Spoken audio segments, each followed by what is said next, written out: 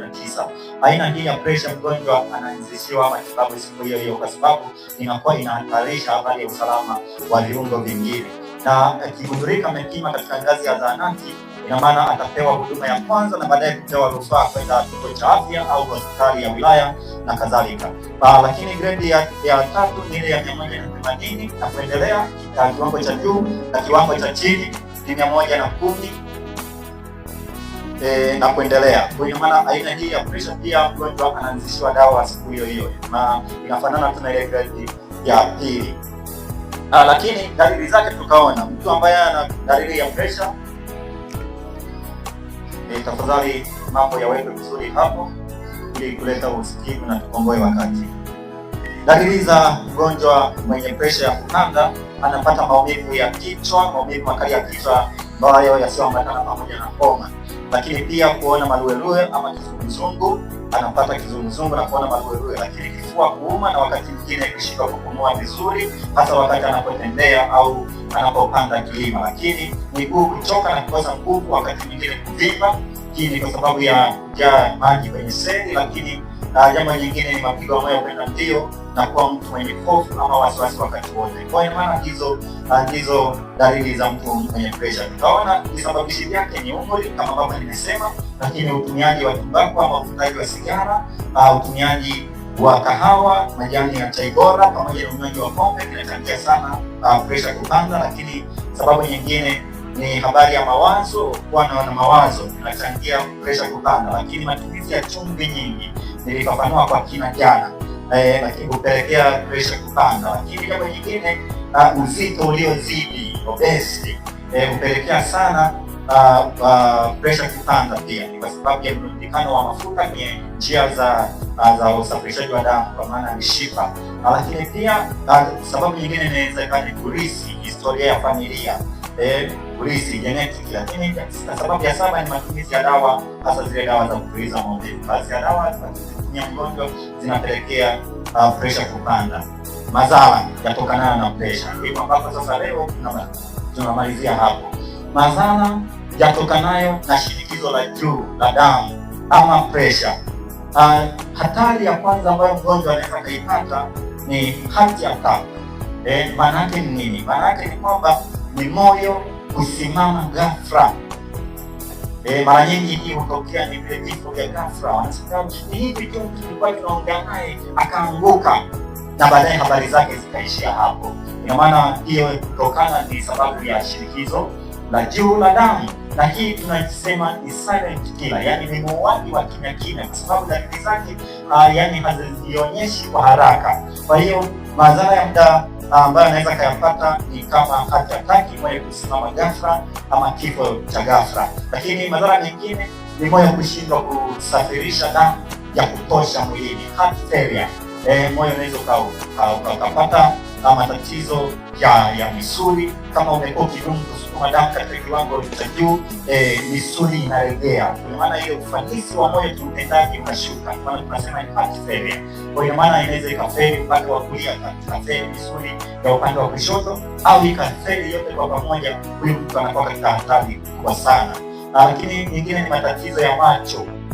Unasikia mtu ameenda nimepima, nimekuta na pressure ya macho. Hiyo ni kwa matokeo ya shinikizo la juu la damu maarufu kama hypertensive retinopathy. Hiyo ni pressure ambayo inaathiri sana kwenye macho. Lakini chronic kidney disease, hii ni matatizo ya figo. Figo pia huathirika sana kwa mtu ambaye aliye na shinikizo la juu la damu, zinaathiri sana figo, watu wanaishia katika magonjwa ya figo. Lakini mtu anaweza kupata kiharusi, stroke, au kwa lugha nyingine wanasema paralysis. Inapelekea sana matokeo ni matokeo ya shinikizo la juu la damu. Kwa unapoona mtu ameparalyze, ni matokeo ya kuwa na pressure ya juu. Lakini pia hii hutokea pale ambapo mishipa ya kwenye mgongo inapopasuka. Mishipa ya kwenye mgongo ikipasuka, ndipo ambapo mtu paralyze upande kulingana na aina ya mshipa ambayo imepasuka katika ubongo. Kwa hiyo na mara nyingi mgonjwa wa namna hii wakati mwingine anaweza asife, lakini inaweza kupelekea kupata hiyo tatizo. Lakini kupungua kwa nguvu za kiume, kupungua kwa nguvu za kiume. Hiyo ni moja ya matokeo ya shinikizo la juu la damu. Sasa unaweza kukutana, kwa sababu tumesema ni tatizo ambalo linaathiri katika umri wa miaka 55 na kuendelea. Unakutana wazee wanang'ang'ana kutumia zile dawa za kuongeza nguvu za kiume maarufu kama Vega. Hizo zinaenda mpaka na kwa vijana wanazitafuta na wenye umri wa kati, ni kwa sababu anaona nguvu za kiume zimepungua. Sasa tafadhali, kabla ya kuanza kutafuta suluhisho la muda mfupi, tafuta kupata suluhisho la muda mrefu kwa kuonana na daktari ili aweze kubaini chanzo cha tatizo lako. Nini kifanyike ili kujikinga na shinikizo la juu la damu? Jambo la kwanza, boresha mtindo ama mfumo wako wa maisha kwa kufanya mambo yafuatayo. Jambo la kwanza, kuacha kabisa kutumia tumbaku. Stop smoking. Acha kutumia tumbaku, acha kuvuta sigara. Ni kweli kabisa, hatukudanganyi wala tunakwambia tu kweli. Acha kuvuta sigara. Ni matatizo ambayo yanapata kwa taratibu. Sasa afya haina habari ya wengi wake. Afya, sikia jambo na kulifuatilia na hatimaye kutekeleza. Lakini jambo jingine, acha kutumia pombe. Kama labda ulikuwa umeathirika sana na pombe, jaribu kupunguza unywaji wa pombe. Kama wewe unakunywa chupa 8 kwa siku, jaribu kupunguza, angalau utumie chupa 2 kwa siku. Punguza ama acha kabisa matumizi ya pombe. Lakini ongeza shughuli za kushughulisha mwili. Hapa Kagongwa na mimi kwa wengi sio changamoto sana, kwa sababu tunashughulika katika mashamba na shughuli mbalimbali.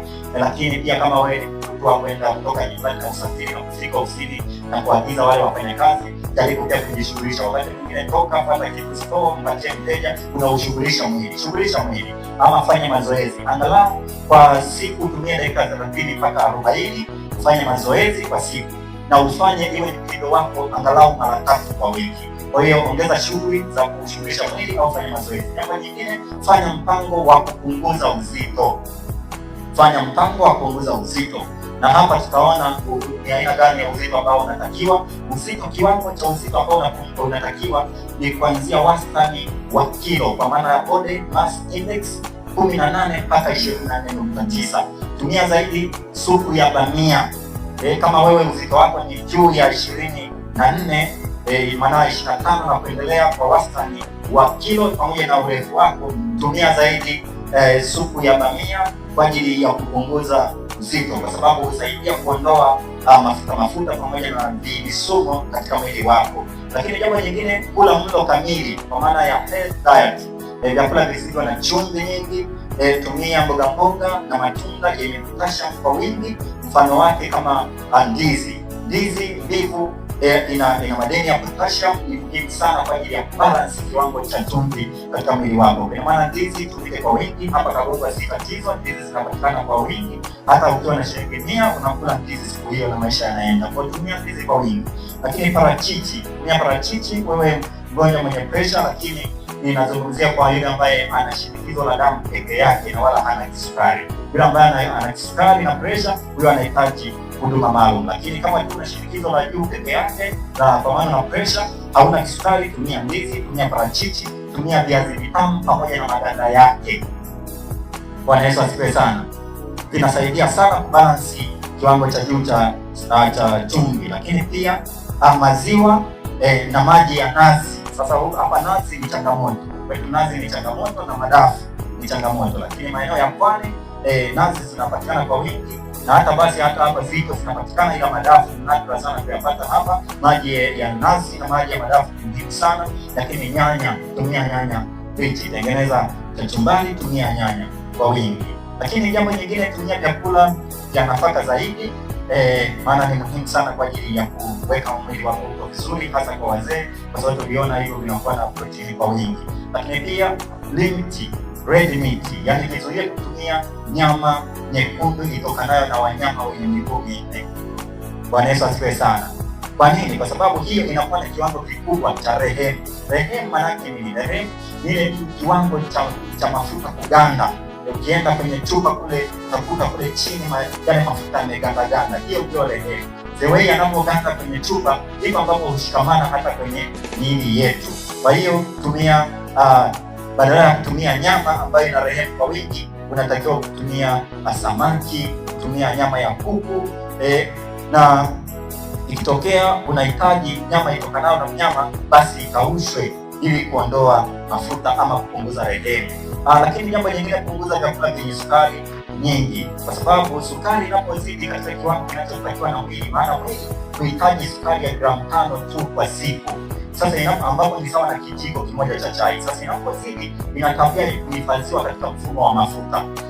Sasa itakapokuwa inahifadhiwa kila siku, unakula sukari nyingi, kutokana na kula sukari nyingi inahifadhiwa, ndio maana mtu anakuwa na uzito uliopitiliza. Sasa matokeo yake ni kwamba mwili unazidi kunenepa na mishipa inaendelea kubana.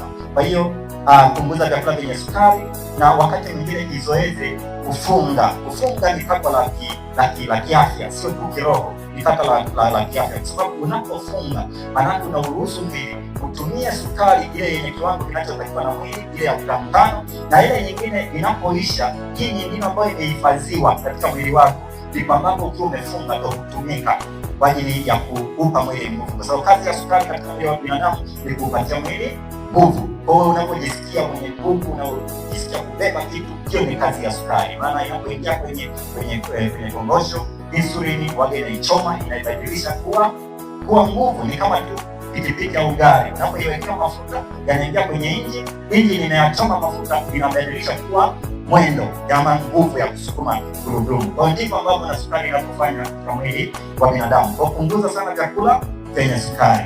Sasa afya haihitaji kampeni ya kwamba ungeongea tutafanya. Wewe fanya kwa ukaidi, lakini ukumbuke tu ikafika umri ambapo utaingia kwenye chumba cha daktari kwa gharama bila hata kujiuliza mara mbili. Kwa zingatia afya kwa ustawi wa kesho yako. Sasa nahitaji nifanye program fulani hivi, wakati nipate mtu mmoja ambaye anajitolea, mtu mmoja nipate kiti hapa tunapoenda kumalizia muda wetu. Nipenda sana nipate kiti na ikaani tumalize hii mada, na kesho tutaongelea presha wakati wa ujauzito, nini kinatokea. Nipate mtu mmoja kwamba kabisa kwa kufuata maelekezo ya daktari, isizidi 140 chini ya 90. Mgonjwa mwenye presha lakini ana kisukari na matatizo ya figo, isizidi 140 kwa 90. Wagonjwa wenye presha umri wa miaka 60 na kuendelea, lakini hana tatizo jingine kama tatizo la figo na kisukari, presha yake inatakiwa isizidi 150 chini ya 90. Kwa anatakiwa kupambana ikae katika uwiano huo, ndio usalama wako. Ikizidi hapo, tegemea kuwa na mambo mengine ambayo ni hatari katika afya yako. Na baada ya hapo tutafanya demonstration au mafunzo kwa vitendo, na mara nyingi vipimo kama hivi, samani na mfuko wangu na kimfuko hapo. Sasa fungua tu hapo kwa nafasi hivi, havihitaji siri, ila huduma ya daktari ni ya usiri. Mara nyingi hivi ni vipimo ambavyo kupimwa pale mapokezi. Ukifika tu mapokezi, ndio maana ya mapokezi. Mapokezi unafanywa vipimo hivi vya msingi kama kupima uzito, kupima pressure, kupima joto la mwili, maana tunaweza kufanywa sehemu ya wazi. Lakini pia ambapo inahitaji habari ya kuvulishwa mwili wako, hiyo inahitaji sehemu maalum. Kwa hiyo samani kidogo, shuka tuiwashe mashine yetu hii ya kupima uzito. Asante. Tunamalizia, tuvumilie tu kidogo. Subiri mpaka isome zile. Asante. Hapo sasa unaweza kupanga. Naam. Huyu mama uzito wake unasoma ni kilo 70.9. Kilo 70.9. Sasa tunapima na urefu wa mama. Ningepata mtu kunishikilia hapa. Asante. Urefu wa mama, lengo ni kupata uwiano wake ambao sasa tuiweke vizuri, maana sasa sichukue na sehemu ya nywele. Haya, asante sana. Urefu wa mama unaweza ukashuka. Asante. Kaa. Urefu wa mama ambayo tumepata ni sentimita 165. Sentimita 165 ni sawa na mita 1.6. Mita 1.6 ndio urefu wake. Unaona sentimita 165, maana ukikadiria ile 5 ni kama mita 1.7. Sasa mita 1.7 tunaizidisha mara yenyewe ili tupate uwiano unaotakiwa. Mita 1.7 mara mita 1.7 tunapata uwiano wake wa uzito wa urefu ni mita 2.89, kwa maana ni 2.9. Sasa tunachukua kilo zake tulisema ni 70 nukta ngapi? 70.9. 70.9 kisha tunaigawa kwa mita 2.9, tunapata uwiano wake wa huyu mama. Uwiano wa uzito wake ni 24.1. Bwana Yesu asifiwe sana. 24. Sasa tulisema uwiano wa uzito kwa afya ya mwanadamu inatakiwa ianzie ngapi? Kama tulikuwa tunasikilizana, inatakiwa ianzie ngapi? 18 hadi ngapi? Hadi 24 nukta ni 18 hadi 24.9. Lakini huyu mama tumepata wastani wake wa uzito ni 24.1. Je, yuko vizuri? Hayuko vizuri? Yuko vizuri. Jamani, Bwana Yesu asifiwe sana. Kwa maana huyu mama ana uzito wa wastani unaotakiwa. Bwana Yesu asifiwe sana. Ubarikiwe sana mama, endelea kutunza na kulinda afya yako. Kwa maana hiyo tumeifanya kwa mtu huyu mmoja, basi huyu mwingine nifanye ya pressure. Sasa hiyo kabo yangu nisaidia kisogea hapo. Kaa wewe ni mteja. Kwa maana mteja atakita na kuangaika na kwa tulia. Samani tunatumia muda kidogo ili kujenga kuelewa pamoja, ili mwelewe nini ambacho tunakifanya. Ni muhimu sana kwa ajili yako. Sasa mkono ambao tunautumia kupima pressure ni mkono wa kushoto. Kwa nini mkono wa kushoto? Mkono wa kushoto kwa sababu uko proximal to the heart. Yaani uko karibu na nini jamani? Na moyo. Ina maana hii ndio inatupatia reading zilizo sahihi. Ikitokea mtu ana deformity au ana tatizo la mkono wa kushoto, tunapima mkono wa kulia. Lakini kule mkono wa kulia kuna asilimia fulani au kuna namba fulani tunaziongeza, kwa sababu mkono wa kulia uko mbali na nini? Na moyo. Jamani, umeelewa hiyo sababu Barikiwe sana. Sasa nahitaji tufanye hiyo sasa ni tunapoenda kumalizia. Sasa hii ni mashine yangu ya kupimia pressure. Sasa hii ni mashine, sogea tu rafiki, sogea hapa karibu. Asante sana. Sasa na kebo yangu hii tunaisogeza karibu kabisa. Tuwashe mashine yetu. Mashine yetu ni samani rafiki. Nahitaji ile pressure yako ili tuwe utendaji wako wa moyo. Hivyo basi hii imani ikahusisha kukunja nguo yako mpaka tutatoa stani wa kuweke, na baadaye tutakapokuwekea kifaa kianza kusoma kitakufinya mkono hivi. Sasa kama unababu mkono ni kawaida ya utendaji wa kichwa chini. Naomba sasa niombe tuwe mvumilivu kwa sababu ni jambo ambalo ni muhimu. Asante sana. Na mimi sitaki kutumia msiku tatu kuzungumzia kitu kimoja, tunaenda kumalizia, na mimi pia na wengine tafaidika. Utakapoenda ukiona na pale amekuwekea shingoni, usiseme mbona sasa nawekewa shingoni. Unaona, kawaida inawekewa sehemu ya nini jamani? Ya mkono. Na wakati tunaweka, kama umevaa saa, tunatoa saa yako. Unaona, ili tuweze kuzuia ile kubana vizuri. Basi tunasubiri sasa, tayari kila mmoja anaona. Na sasa hii ni mashine ambayo ni ya kidijitali. Zamani kwa tunatumia zile zamani, unaweka kile kifaa halafu unaweka hapo, unaanza kinya. Wale ambao wamechiliwa zamani wanakumbuka kitu kama hicho, sivyo jamani?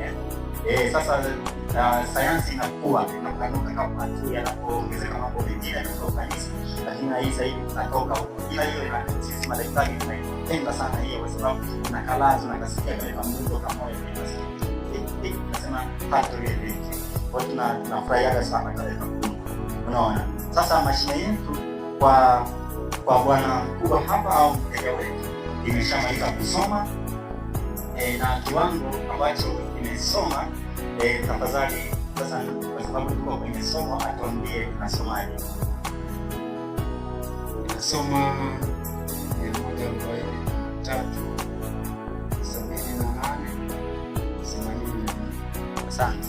143 ni kile kiwango cha juu ambapo moyo unakusukumani jamani, damu kwenda sehemu mbalimbali ya mwili, lakini hiyo 78 ni ile ambapo moyo unapofunguka kwa ajili ya kuruhusu damu inayoingia ndani ya nini jamani, ya moyo kupitia mishipa ambayo inajulikana kama arteries. Sasa ile 84 ni mapigo ya moyo. Moyo unadunda mara ngapi? Kawaida moyo unadunda mara 60 mpaka mara 100 ndani ya dakika moja. Sasa wapate huu umedunda mara 84, maana yake ni kwamba iko sawa au si sawa? Iko sawa. Sasa pressure yake inasoma 143 chini ya 78. Sasa katika uwiano ule tukisema iko vizuri sio vizuri? Iko vizuri sio vizuri? Sio vizuri. Na tulisema ile ya juu inatakiwa kwa pressure ambayo ni kawaida ni 100 na ianzie 100 mpaka 139. Alafu ya chini inatakiwa ianzie 100 ianzie 60 mpaka 89. Sasa kwake hii inasoma 143 chini ya 73. Hivi kwa sababu ya pressure ya mazingira. Bwana Yesu asifiwe sana. Kwa sababu umeona sasa pressure hapo anajaribishiwa na nini na nini. Kwa ni hofu, siku yote nifunza zile pressure zinazopanda mafuta yanapofika wapi? Hospitali inapanda. Kwa maana hii imepanda kwa sababu ya nini jamani? Ya mazingira. Mungu akubariki sana. Barikiwa sana. Asante sana. Kwa basi wasaidizi wangu naweza tukasaidia kama hivyo. Na kesho tutajifunza pressure kwa mjamzito inakuwa na madhara gani, inakuwaje. Kwa sana sana.